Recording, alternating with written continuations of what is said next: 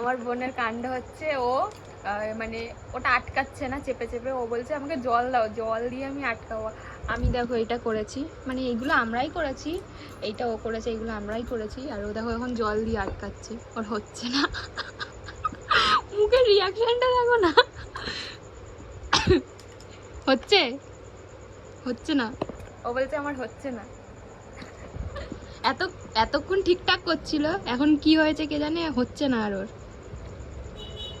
দেখা যাক কতটা কি করতে পারে। দেখো কিরকম।